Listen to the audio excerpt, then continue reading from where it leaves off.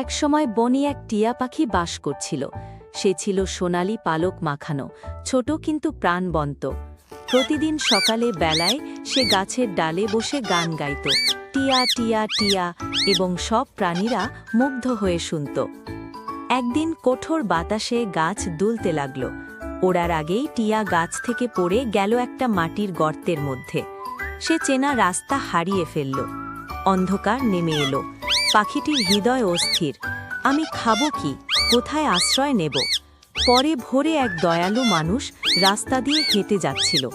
হঠাৎ সে দেখল গর্তের কিচিরমিচির শব্দ।